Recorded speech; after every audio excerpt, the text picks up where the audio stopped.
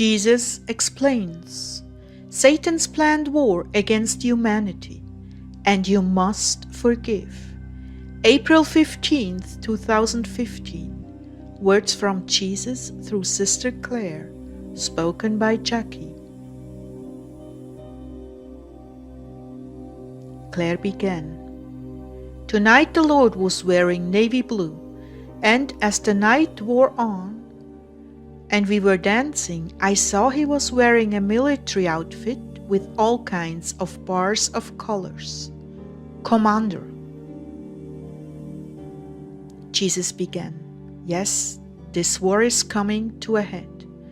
Please keep in mind this message was originally given on April 15th, 2015. The parts are all scripted. One by one, they come into play, the players appointed by destiny. Obama, the man of sin, stands in the central position. Scripting for him was done eons ago. Each player has their role and their orders.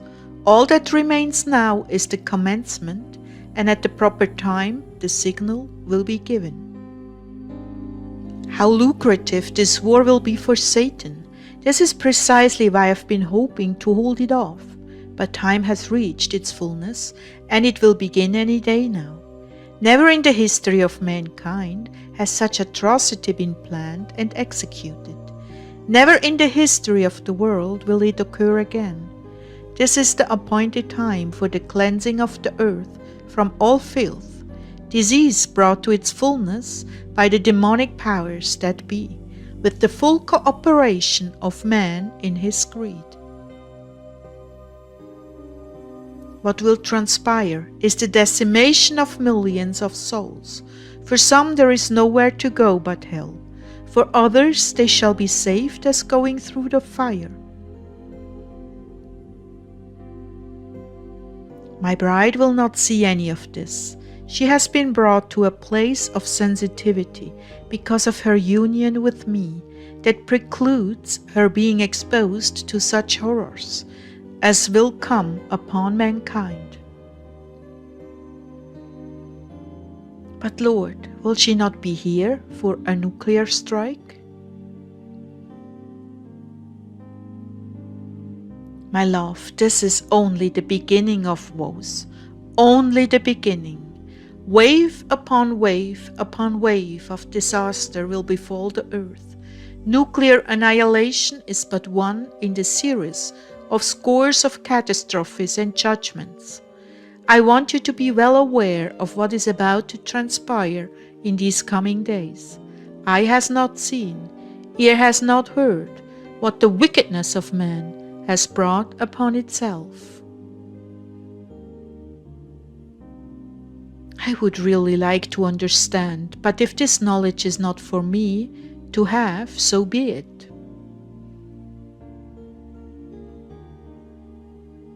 My little one, my very, very little one, it is not essential to the salvation of souls. I would rather you focus on the hearts of the flock I have brought into this fold. They are my bride, Clare, and how they yearn for me.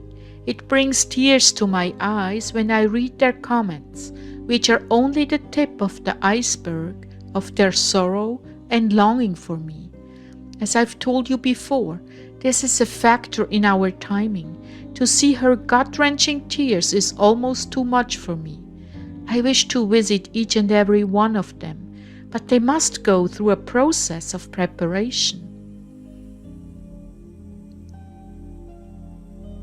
Oh Lord, you are sovereign. Can you not just once visit them in a way they will never forget? They look at me and long for what you've given me, which has been for their benefit, that they might press in. But time is so short.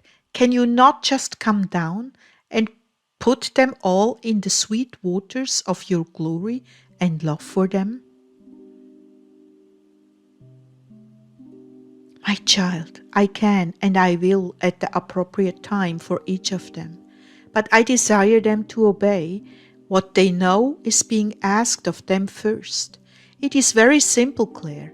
I'm not asking a lot, am I? No, Lord, you are not. Those who love me obey me, and those who seek me with their whole heart shall surely find me.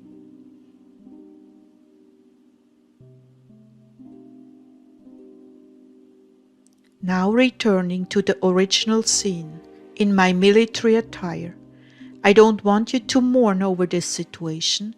Just understand that you can't have bitterness or unforgiveness in your heart and expect to hear me clearly at the same time.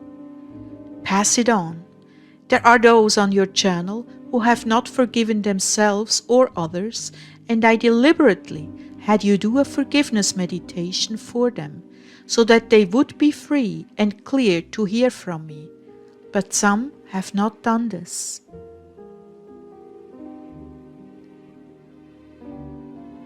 I'm calling all my brides to be clean before me, and you cannot be clean before me unless you have truly forgiven those who have sinned against you.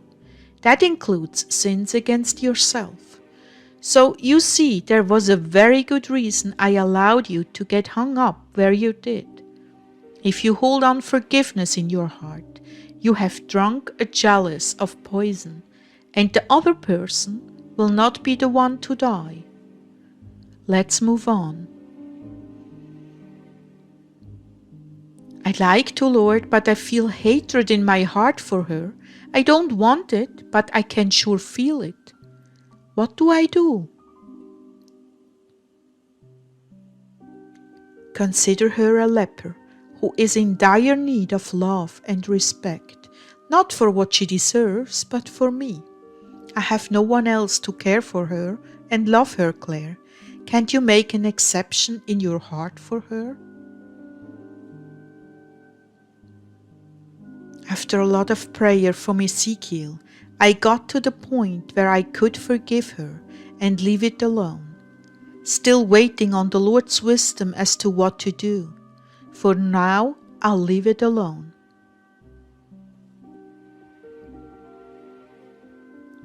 Thank you, Clare. That's the right thing to do. You will see the wisdom in letting it go. I have covered for you, and I will continue to cover for you. Thank you, my bride. I know you're hurting. I know you're frustrated. I know she's taken advantage of your kindness. But what is the price tag on a soul? At the right time, this situation will turn around, and she will see what she has done. And then I can step in with love and forgiveness, and she may very well give her heart to me. At least you've done all I asked you to do. I couldn't ask for more. Was there anything else, Lord? Don't you think that's quite enough?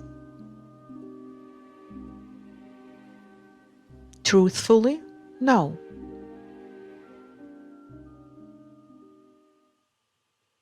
You are on the brink of war. I came to you tonight in the military attire because that's where I am right now. You did seem rather solemn, Lord.